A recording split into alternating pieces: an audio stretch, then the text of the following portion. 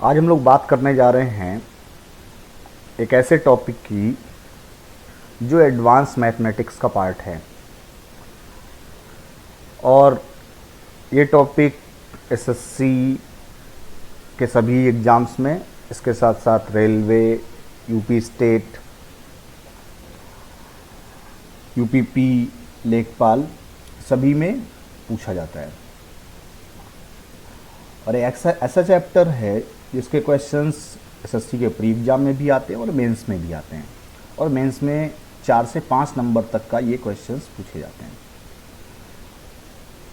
तो ये टॉपिक क्या है, इसका नाम क्या है, और ये सारी बातें इस वीडियो में हम लोग डिस्कस करेंगे। इसके साथ जो आज क्वेश्चंस मैं लेके आया हूँ, बहुत बेसिक कॉन्सेप्ट के साथ कुछ ऐसे क्वेश्चंस हैं जिनको देख करके ही आप आंसर दे सकते हैं, कुछ इम्पॉर्टेंट बातों को याद रखते हुए। अगर आपको वो बेसिक बातें याद रहेंगी तो आपको बहुत ज़्यादा प्रॉब्लम होने वाली नहीं है। आप देख करके समझ जाएंगे कि इसका आंसर पर्टिकुलर इस तरीके से निकाला जा सकता है। तो चलिए स्टार्ट करते हैं, देखते हैं टॉपिक क्या है आज का। तो आज का टॉपिक है अलजेब्रा, जिसको आप हिंदी में कहते हैं बीजगणित। सबसे पहले तो आप ये समझ लीजिए कि अलजेब्रा या बीजगणित क्या है। तो जब भी हम बीजगणित की बात करते हैं तो यहाँ पे 2 पद होते हैं जिसमें चर और अचर कहा जाता है। इंग्लिश में अगर आप समझें तो कांस्टेंट टर्म होते हैं, कुछ वेरिएबल होते हैं। Means constant means numerical value 1 2 3 4, and अगर आप वेरिएबल की बात करें, चर की बात करें, तो वो एक्स वाई पी क्यू, कुछ इस तरीके से। अब आपको ये समझना है कि कैसे हम अलजेब्रिक फंक्शंस को लिखते हैं। तो जब कभी न्यूमेरिकल वैल्यू और वेरिएबल के साथ कोई एक्सप्रेशन लिखा जाता है तो उसको हम लोग पॉलिनोमियल बोलते हैं, इसको पद कहते हैं आप। उसी पॉलिनोमियल में अगर इक्वल टू समथिंग लिखा होता है, इक्वल टू 0, इक्वल टू 1, तो वो एक तरीके की इक्वेशन बन जाती है, इसको हम समीकरण बोलते हैं। तो इन सारी बातों के साथ साथ जब आप अलजेब्रिक फंक्शन पढ़ते हैं तो उनके बेसिक फार्मूलेज आप बचपन से पढ़ते आ रहे हैं। a प्लस बी का whole square, a minus B का होल स्क्वायर, ये सारे फार्मूले आपको ऑलरेडी आते होंगे। और अगर नहीं आते हैं तो आप याद कर लीजिए कुछ इस तरीके से, जिसमें a प्लस बी का होल स्क्वायर क्या होता है, a माइनस बी का होल स्क्वायर क्या होता है, a प्लस बी का whole square plus a minus B का होल स्क्वायर कैसे निकाला गया। अगर आप ध्यान से देखें तो इक्वेशन 1 और 2 को जब ऐड किया जाएगा तो इसमें 2ab वाला पार्ट प्लस माइनस कैंसिल हो जाएगा राइट हैंड साइड में। तो ये a स्क्वायर 2 बार और b स्क्वायर 2 बार, इसीलिए 2 कॉमन लेके a square plus b square लिखा गया है। ऐसे ही अगर आप पहली दोनों इक्वेशन को a प्लस बी का whole square and a minus B का होल स्क्वायर माइनस करेंगे, तो जब आप माइनस करेंगे तो राइट में साइन चेंज होंगे, और साइन चेंज होंगे तो a स्क्वायर भी कैंसिल आउट होगा, b स्क्वायर भी कैंसिल आउट होगा, और माइनस का 2ab प्लस का 2ab हो जाएगा, और 2ab ऐड होके 4ab बन जाएगा। तो इस तरीके से 2 इक्वेशन से 2 और फार्मूले बना दिए गए हैं जो आप याद रख सकते हैं। और कुछ फार्मूले देखते हैं, इन्हें भी आप याद रखें। ये कुछ क्यूब के फार्मूले हैं, a प्लस बी का whole cube, a minus B का whole cube, a square minus B square आपको ऑलरेडी बहुत याद होगा क्योंकि ये सबसे छोटा और सबसे आसान फार्मूला है। a cube plus B cube, a cube minus B cube, ये सारे फार्मूले आपको बचपन से आते हैं, एक बार आप इनको रिवाइज कर लीजिए। कुछ इंपॉर्टेंट फार्मूले हैं जो ज़्यादा ज़रूरी हैं, जिसमें एक एक्सप्रेशन आपके सामने लिखा हुआ है a cube plus B cube plus C cube minus 3abc equal to, पहले ब्रैकेट में a plus B plus C और अगले ब्रैकेट में a square plus B square plus C square minus ab minus B C minus C है। इसमें आपको ध्यान देना है कि 2 राइट हैंड साइड में दो जो है ब्रैकेट में बातें लिखी गई हैं। अगर इन दो ब्रैकेट में जो बातें मेंशन हैं उनमें से कोई भी एक टर्म या एक ब्रैकेट वाली बात को जीरो कर दिया जाएगा, तो जैसे इसमें पहली कंडीशन लगाई गई है कि a plus B plus C equal to zero, अगर ऐसा हो जाता है तो a cube plus B cube plus C cube की वैल्यू डायरेक्टली 3abc हो जाएगी, क्योंकि ये माइनस की वैल्यू इधर आके प्लस में हो जाएगी। और ये कंडीशन, ये फार्मूला इसलिए भी इम्पॉर्टेंट है क्योंकि डायरेक्टली इससे रिलेटेड क्वेश्चंस पूछे जाते हैं कि आप पूरा फार्मूला पुट नहीं करेंगे, आपको बस इतना याद रखना है कि क्या a plus B plus C equal to zero हो रहा है, और अगर ऐसा है तो आप डायरेक्टली 3abc मेंशन कर सकते हैं आंसर के लिए। तो चलिए देखते हैं क्वेश्चंस को। अच्छा, क्वेश्चन के पहले कुछ ट्रिक्स वाले फार्मूले भी मेंशन किए हैं मैंने, आप इनको भी ओवरऑल एक बार देख लीजिए। मैं बेसिक थोड़ा समझा देता हूं। जैसे पहली कंडीशन है कि x plus one upon x की वैल्यू दी है और आपसे x square plus one upon x square पूछा गया है। तो बेसिकली करते क्या है इसमें, अगर आप x plus one upon x का होल स्क्वायर निकालेंगे तो जब दोनों पक्षों में वर्क करेंगे तो बाईं तरफ जब a square plus B square x square plus one upon x square plus 2ab लगाएंगे, तो जब प्लस 2ab होगा तो a और b में x into one by x cancel out होके केवल 2 बचेगा प्लस 2, और यही प्लस 2 राइट में जाके माइनस 2 बन जा रहा है। तो आप फार्मूला डायरेक्टली याद रख सकते हैं कि जब भी x plus one upon x की वैल्यू कुछ दी होगी और हमें उसका स्क्वायर निकालना होगा, तो आप पिछले वाली जो वैल्यू a है उसका स्क्वायर में आप 2 घटा देंगे, आपका डायरेक्ट आंसर आ जाएगा। ऐसे ही x plus one upon x equal to अगर a दिया है तो x cube plus one upon x cube निकालने के लिए a क्यूब माइनस 3a करते हैं। ये भी वैसे ही प्रूफ किया गया है जिसमें आप होल स्क्वायर करते थे पहले, अब यहां पे आपको होल क्यूब करना है। तीसरा जो दिया है उसमें पावर 4 की बात हो रही, तो पावर 4 कैसे आया, देखिए पहले पावर 2 किया गया, x square plus one upon x square equal to a square minus 2 जो आया था, उसी स्क्वायर को दोबारा से होल स्क्वायर किया गया। तो आपको पता है कि अगर एक्स स्क्वायर का होल स्क्वायर करेंगे तो एक्स की पावर 4 आ जाएगा, और वहां से ये एक नया एक्सप्रेशन आ गया जिसको कहते हैं डायरेक्टली a की power 4 minus 4a square plus 2। अगर बात 5 की करनी है, पावर 5 कैसे निकालने, तो पावर 5 आपको पता है कि किसी की स्क्वायर और किसी के क्यूब में नहीं आता है, लेकिन अगर x square into x cube किया जाएगा तो जब बेस सेम होगा और पावर ऐड होंगी तो 2 और 3 मिलकर 5 बन जाएगा। तो जो पहली दोनों कंडीशन हैं, x square plus one upon x square, x cube plus one upon x cube, इन दोनों के गुणनफल से पावर 5 वाला एक्सप्रेशन प्राप्त किया जा रहा है, और आप दोनों को मल्टीप्लाई करके पाएंगे राइट हैंड साइड में a की power 5 minus 5a cube plus 5a। तो ये फार्मूले कुछ रटने वाले नहीं है, समझने वाले हैं कि आप एक बार देख लीजिए इनको कि कैसे निकाले गए हैं। बहुत बार आप डायरेक्टली भी वैल्यू पुट कर सकते हैं, या कॉन्सेप्ट अगर आपको आता है तो आप स्क्वायरिंग, क्यूबिंग या उनके प्रोडक्ट या उनके पावर्स को मल्टीप्लाई करके भी आप काम चला सकते हैं। चलिए क्वेश्चंस की ओर आगे बढ़ते हैं, देखते हैं क्या है। तो पहला क्वेश्चन आपके सामने आया है, बहुत बेसिक है कि x plus one upon x की वैल्यू दी है 3 और आपसे पावर 4 पूछा जा रहा है, x की power 4 plus one upon x की पावर 4 क्या होगा। अब डायरेक्टली अगर रखना चाहें आप तो आपको भी मैंने बताया पावर 4 का फार्मूला पहले क्या है वो मेंशन किया गया, आप डायरेक्टली उस फार्मूले में a की वैल्यू पुट कर सकते हैं। लेकिन अगर आप फार्मूले को नहीं याद रखना चाहते हैं, आपको बेसिक से जाना है, तो बस आपको क्या समझना है कि पावर 4 बनता कैसे है। तो पावर 4 बनेगा 2 बार स्क्वायर करके। तो पहले जब हम x plus one upon x को होल स्क्वायर में बदलेंगे तो आएगा क्या, x square plus one upon x square equal to a square minus 2, मतलब 3 का वर्ग 9 और 2 घटा देंगे तो 7 आएगा। तो इस तरीके से जब एक बार अब स्क्वायर करेंगे तो आपको वैल्यू मिल जाएगी x square plus one upon x square equal to 7। लेकिन हमें स्क्वायर नहीं चाहिए, हमें पावर 4 चाहिए, तो एक बार और स्क्वायर करेंगे, और जब आप एक बार और स्क्वायर करेंगे तो ऐसी कंडीशन में आपका जो आंसर होगा वो हो जाएगा ए स्क्वायर माइनस 2, मतलब जो 7 का स्क्वायर 49 था और उसमें जब माइनस 2 करेंगे तो 47 आ जाएगा।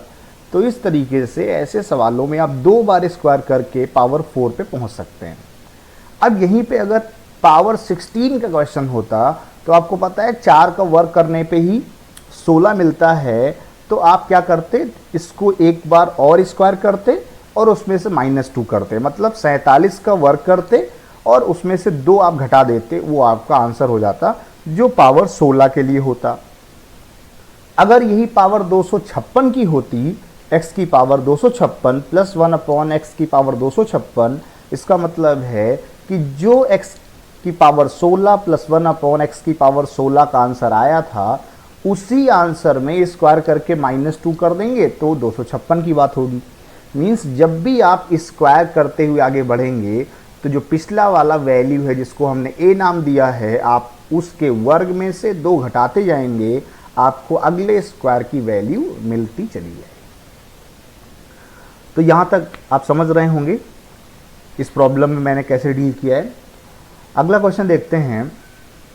बहुत बेसिक सा सवाल है। x प्लस 1/x की वैल्यू दी है -2 और आपसे पूछा गया है x की पावर 33 प्लस 1/x की पावर 42। अब अगर आप इसमें लेफ्ट हैंड साइड में अगर आप इक्वेशन सॉल्व करने लगेंगे कि एलसीएम लेंगे, x होगा फिर x² plus 1 equal to -2x, फिर वहां से अगर x का मान निकालेंगे तो वो काफ़ी लेंदी चला जाएगा। कुछ सवाल आपको ऐसे भी मिलेंगे जिसमें आप डायरेक्टली वैल्यू पुट करके काम चला सकते हैं। अगर आप ध्यान से देखें तो x प्लस 1/x की वैल्यू -2 है।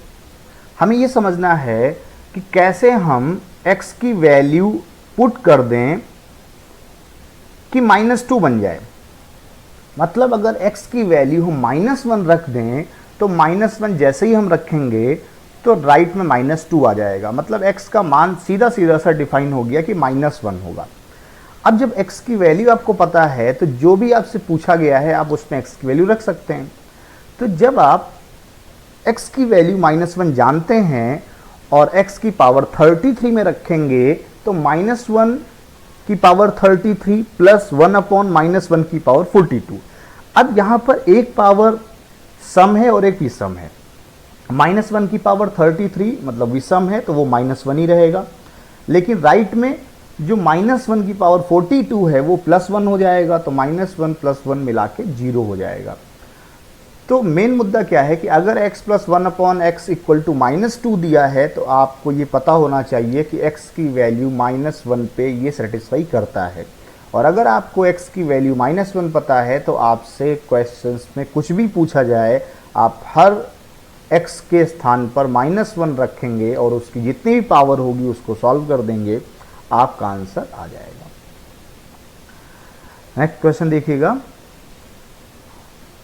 a की वैल्यू दी है 4.965, b का मान दिया है 2.343 और c का मान दिया है 2.622 और आपसे पूछा गया है a³ - b³ - c³ - 3abc। अभी मैंने एक फार्मूला मेंशन कराया था आपसे कि पहले ब्रैकेट में a + b + c, अगले ब्रैकेट में a² + b² + c² minus ab - bc - ca। क्या इतनी वैल्यू को पूरे फार्मूले में पुट करके सबके स्क्वायर्स निकालना या सबका प्रोडक्ट करना आसान काम है? तो शायद ऐसा पॉसिबल नहीं है। लेकिन जब भी ऐसे सवाल दिए जाते हैं तो उन ए बी सी में एक रिलेशन होता है, और अगर आप यहाँ पर ध्यान से देखें तो रिलेशन क्या है कि जो a - b - c है वो 0 है।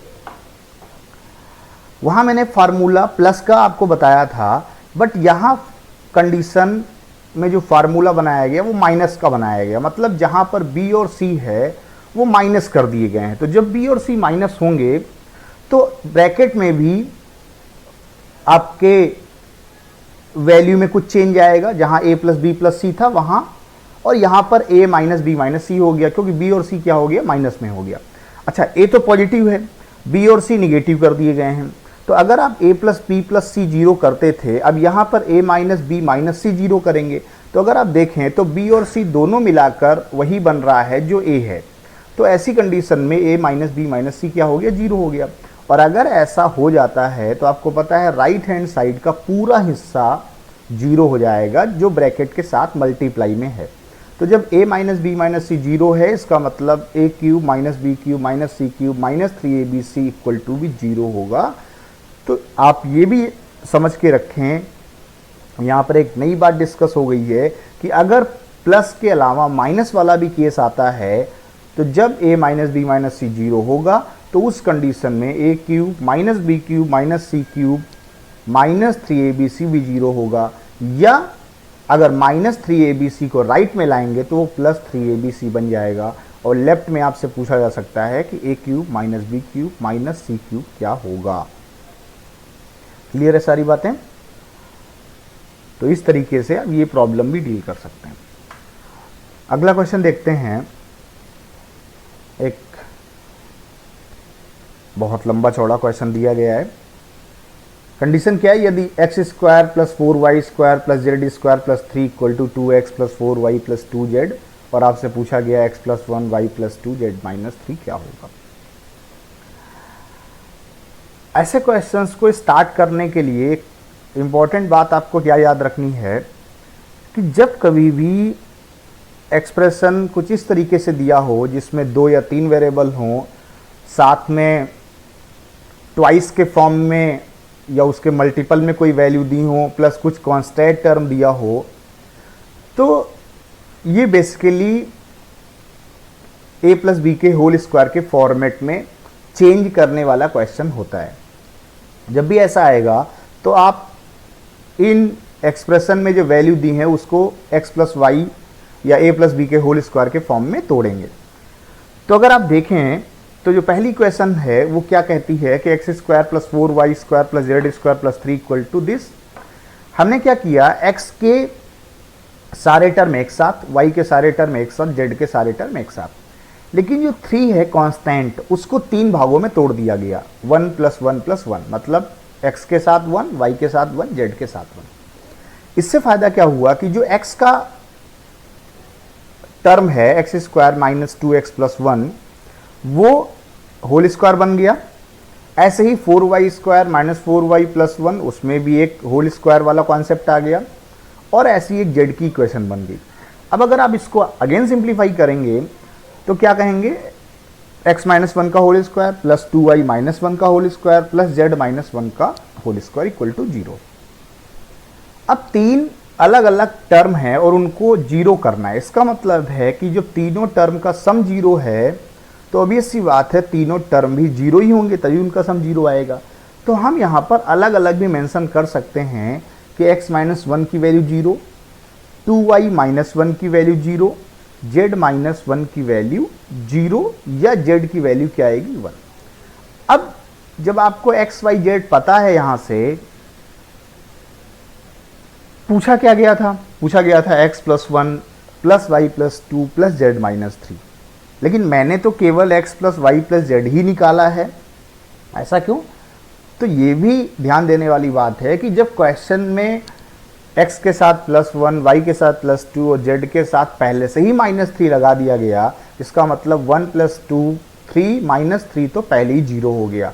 मतलब आपको वो क्वेश्चन में ही सॉल्व कर लेना था, वहाँ आपको वैल्यू आगे सोचनी नहीं है। मतलब सिंपली आपसे x plus Y plus Z ही पूछा गया है, तो आप x की वैल्यू 1 समझ रहे हैं कैसे आ रहा है, x माइनस 1 की वैल्यू 0 है तो x बराबर 1 होगा। 2y माइनस 1 की वैल्यू 0 है, इसका मतलब y की वैल्यू क्या होगी, हाफ, तो वो रखी हुई है। z ऑलरेडी 1 पता है, तीनों को जोड़ लेंगे तो 1 प्लस 1 प्लस हाफ मतलब 2.5 हो गया, 2.5 आपका आंसर। तो ऐसे क्वेश्चन में आप सबसे ज़रूरी बात क्या है कि जो पहला वाला एक्सप्रेशन दिया है स्टार्टिंग में, उसमें आपको होल स्क्वायर बनाना किसी भी तरीके से, x के सारे वेरिएबल एक साथ, y के सारे वेरिएबल एक साथ और z के सारे वेरिएबल एक साथ। अगला क्वेश्चन देखते हैं कैसा है। अगला क्वेश्चन आपके सामने लिखा हुआ है a cube minus B cube minus C cube equal to 0, और आपसे पूछा गया है a की पावर 9 माइनस बी की पावर 9 माइनस सी की पावर 9 माइनस 3a cube B cube C cube. तो देखिए बहुत सिंपल है, जो एक्सप्रेशन दिया है आप उसमें a cube minus B cube equal to C cube लिख सकते हैं, मतलब c माइनस वाला राइट में जाके प्लस हो जाएगा। और जब A cube minus B cube equal to C cube आपको आ गया, तो आपको करना क्या है, दोनों तरफ घन करना है, मतलब क्यूब करना है। अब जब दोनों तरफ क्यूब करेंगे तो ए क्यूब माइनस बी क्यूब का होल क्यूब ओपन होगा और राइट में सी क्यूब का होल क्यूब, मतलब क्यूब का क्यूब, तो 3 की पावर 3 9 हो गया। अब ए क्यूब माइनस बी क्यूब जब आप ओपन करेंगे होल क्यूब में तो ए की पावर 9 माइनस बी की पावर 9 बनेगा, माइनस 3 ए बी, ब्रैकेट में ए माइनस बी होता है, तो यहाँ ए का मतलब ए क्यूब है और बी का मतलब बी क्यूब है, वो रखा हुआ है आपके सामने। सी क्यूब की होल पावर क्यूब मतलब सी की पावर 9 हो गया।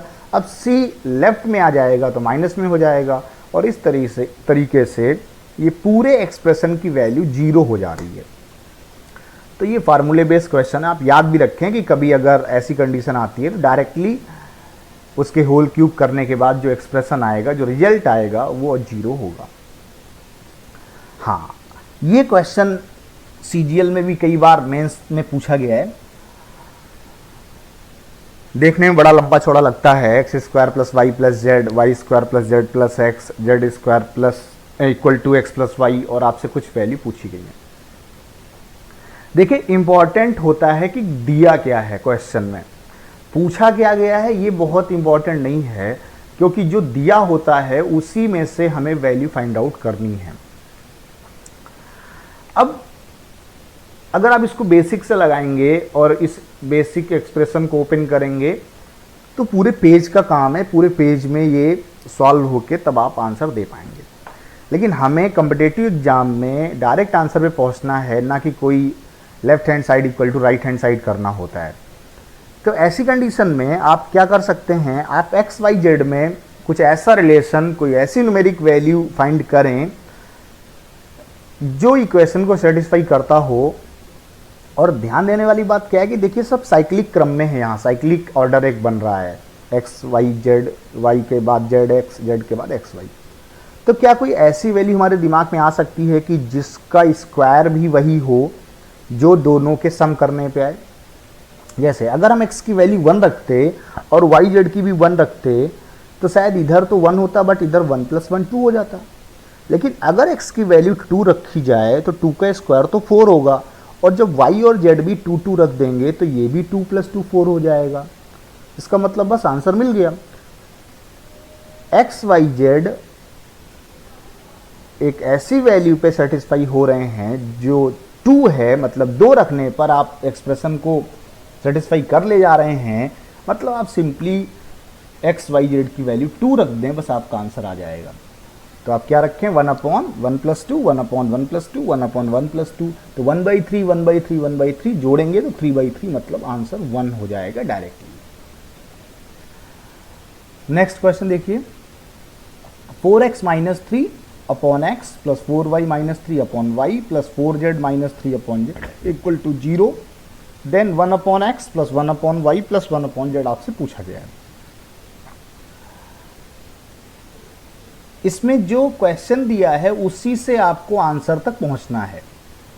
अगर आप क्वेश्चन में 4x - 3 अपॉन x कर रहे हैं, सेकंड में y, थर्ड में z, तो जब आप इसको स्प्लिट करेंगे, अलग अलग तोड़ेंगे, तो 4x अपॉन x मतलब x कट के 4 बचा, -3 upon x, 4y upon y -3 upon y, तो ऐसे करके y वाले सारे टर्म कैंसिल हो गए, z का भी कैंसिल हो गया, और ये ओपन करने के बाद क्या आएगा, 4x अपॉन x मतलब 4 -3 upon x plus 4 -3 upon y plus 4 -3 upon z equal to 0। अब यहाँ पर अगर 4 4 4 तीनों ऐड कर लें तो 12, क्योंकि राइट में माइनस के साथ हो जाएगा, और इधर -3 upon x -3 upon y -3 upon z में माइनस कॉमन होगा, तो अंदर एक्सप्रेशन जो बचेगा वो प्लस का बचेगा। अब दोनों तरफ माइनस है तो वो तो हो गया कैंसिल आउट, और अगर 3 कॉमन ले लें तो 12/3 जब करेंगे तो 1/x plus 1/y plus 1/z equal to 4 आ जाएगा। तो यही आपसे पूछा गया था और आपके सामने रिजल्ट भी आ गया है। तो ये बहुत आसान सा क्वेश्चन था, आप देख सकते हैं। चलिए अगले क्वेश्चन की ओर बढ़ते हैं। ये बहुत इंपॉर्टेंट क्वेश्चन है, बहुत बार पूछा जाता है और इसमें बहुत कन्फ्यूजन भी लोगों को रहता है। तो इस क्वेश्चन को बस बहुत बेसिक तरीके से समझाऊंगा। बस आपको एक कॉन्सेप्ट, एक बात हमेशा के लिए याद रखनी है। कि जब कभी भी x प्लस 1/x² 3 दिया हो, या इसको इस तरीके से भी दे सकते हैं x प्लस 1/x की वैल्यू √3, क्योंकि रूट स्क्वायर हटेगा तो √3 आ जाएगा। जब कभी भी ऐसा दिया हो तो आप क्या करें, आप डायरेक्टली याद रखें कि जो एक्सप्रेशन रिजल्ट निकल के आता है इससे, वो होता है x की पावर 6 + 1 = 0।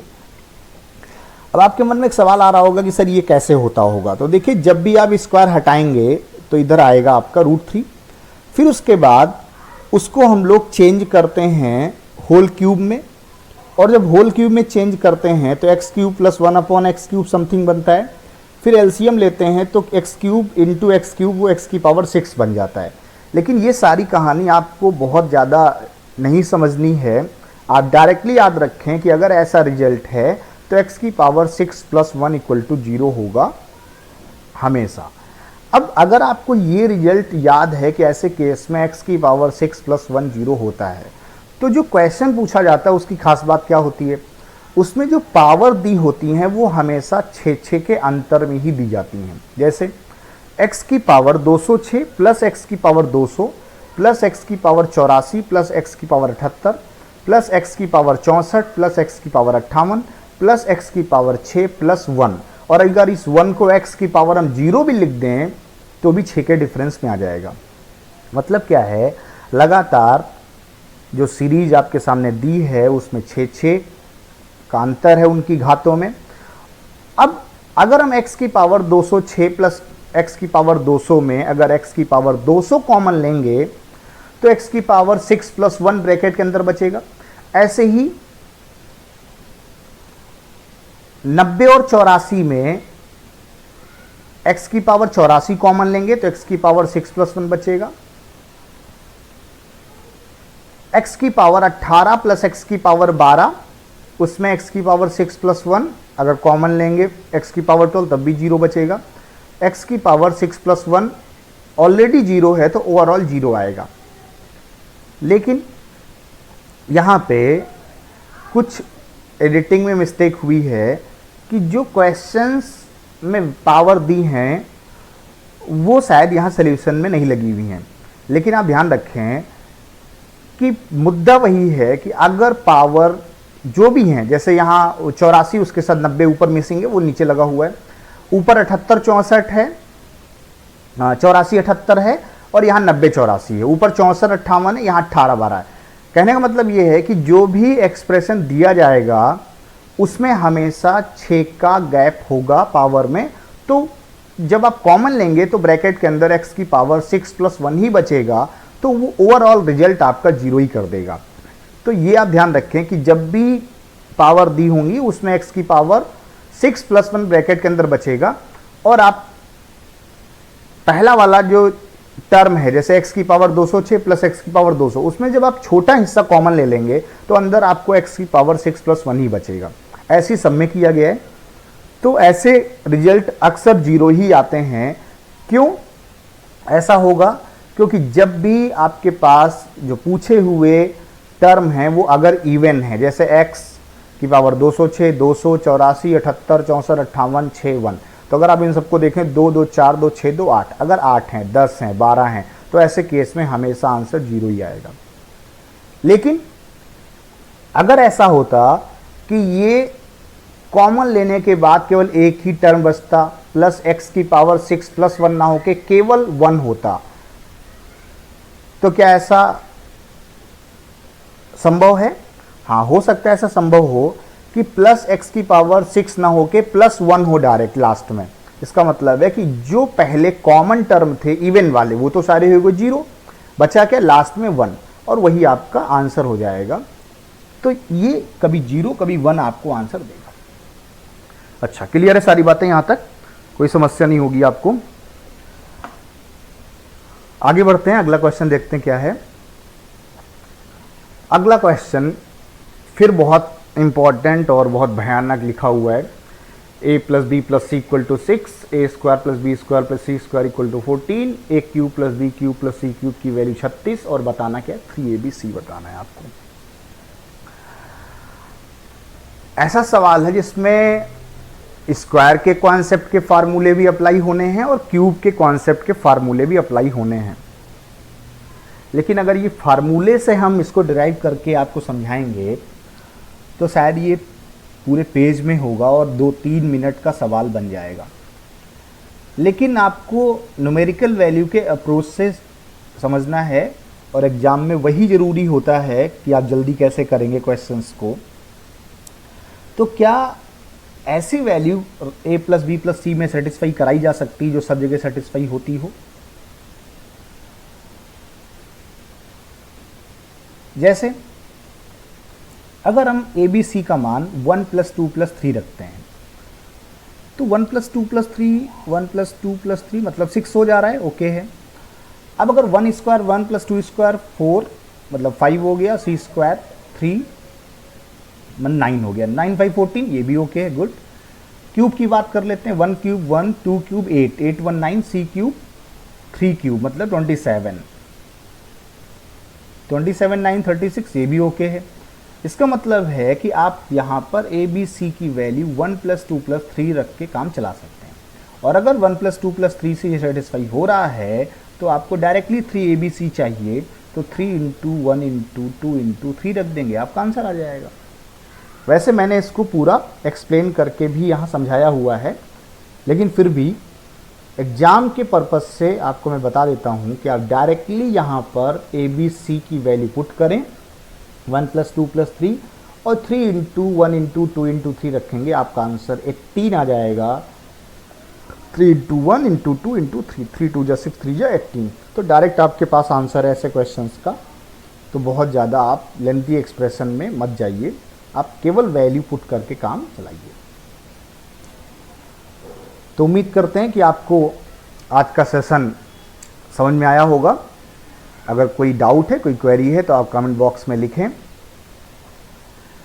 और कोई नया चैप्टर आपको पढ़ना है तो उसकी जो है डिटेल आप नोट डाउन कर दें। मैं अगला चैप्टर कोशिश करूंगा कि कंपाउंड इंटरेस्ट का हो, क्योंकि काफ़ी लोगों ने इसके बारे में पूछा भी है। और भी जो भी आपको कंटेंट या